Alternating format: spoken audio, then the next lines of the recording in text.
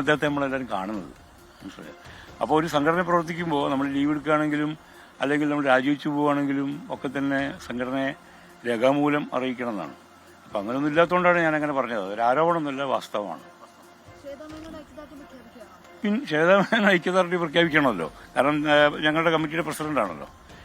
ഐക്യദാർഢ്യം സംഘടനയിൽ രാജിവെച്ചു പോകുന്നതിനല്ല, പ്രസിഡന്റ് സ്ഥാനം ഒഴിയുന്ന ഒരു കമ്മിറ്റിയുടെ എന്താ പറയുക തലപ്പത്തുള്ള ആൾ എന്നുള്ള രീതിയിൽ അവരുടെ ഐക്യദാർഢ്യം പ്രഖ്യാപിക്കണമല്ലോ.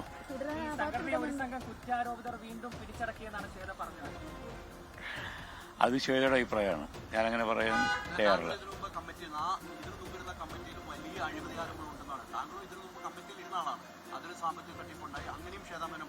അല്ലാതെ ഓഡിറ്റിംഗ് കഴിഞ്ഞിട്ടില്ല. എൻ്റെ അത് ഫോറൻസിക് ഓഡിറ്റിംഗ് വേണമെന്ന് മുമ്പ് ആവശ്യപ്പെട്ടിരുന്നെങ്കിലും അത് കഴിഞ്ഞിട്ടില്ല. അതുകൊണ്ട് നമുക്കത് കൃത്യമായി പറയാൻ പറ്റില്ല. ഓഡിറ്റിംഗ് കഴിഞ്ഞാൽ മാത്രമേ പറയാൻ പറ്റുള്ളൂ. അത് 45 ദിവസത്തിനുള്ളിൽ തീരുമാനമാവും. ഇത് തന്നെ കണക്ക് അവതരിപ്പിക്കാൻ വൈകിയത് ഉണ്ണി ശിവപാൽ എന്ന് പറഞ്ഞ ആളില്ലാത്തതുകൊണ്ടാണ്. അതുകൊണ്ട് കൃത്യമായ കണക്ക് അവതരിപ്പിക്കാൻ പറ്റാതിരുന്നത്. അല്ലാതെ ഈ സംഘടനയിലുള്ള ഒരു പൈസ അടിച്ച് മാറ്റിയൊന്നുമല്ല.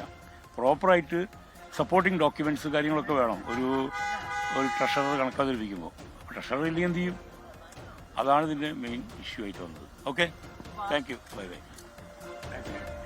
ഉണ്ണി ശിവപാൽ 1-ാം തീയതി മുതൽ കാണാനില്ല. അപ്പോൾ അതുകൊണ്ടാണ് ഇന്ന് നേരത്തെ ശ്വേതാമേനോൻ പറഞ്ഞത്, അതുകൊണ്ടാണ് ഈ പറയുന്ന വരവ് ചെലവ് കണക്ക് അവതരിപ്പിക്കാൻ കഴിയാതിരുന്നത്. ഒരു ഫോറൻസിക് ഓഡിറ്റ് വേണം. ഫോറൻസിക് ഓഡിറ്റ് എന്ന് പറഞ്ഞാൽ വളരെ ഇഴകേറി, വളരെ ഓരോ ഡേറ്റ് എടുത്ത് വെച്ചിട്ടുള്ള വളരെ ആഴത്തിലുള്ള ഒരു ഓഡിറ്റ് വേണമെന്ന് ആവശ്യം വരുന്നു. അപ്പോൾ അതൊക്കെ പൂർത്തിയാക്കാത്തതുകൊണ്ടാണ്. എന്തായാലും ഇതൊന്നും അല്ല കാര്യം. തന്നെ പുറത്താക്കലായിരുന്നു എൻ്റെ പ്ലോട്ടിന്റെ ലക്ഷ്യം എന്നാണ് ശ്വേതാമേനോന്റെ സംശയം, ശ്വേതാമേനോന്റെ ആരോപണം. അതിൽ പ്രതിഷേധിച്ചുകൊണ്ട് ഒരു പാവയാവാനില്ല, ഒരു കളിപ്പാവയാവാനില്ല എന്ന് പറഞ്ഞുകൊണ്ട് ഇപ്പോൾ ലക്ഷ്മിപ്രിയയെ രാജിവെച്ചു. ശ്വേതാമേനോന്റെ വളരെ അടുത്ത അനുയായിയാണ് ലക്ഷ്മിപ്രിയ എന്ന് തോന്നുന്നു. അപ്പോൾ ലക്ഷ്മിപ്രിയയും അംഗത്വം രാജിവെക്കുന്നു.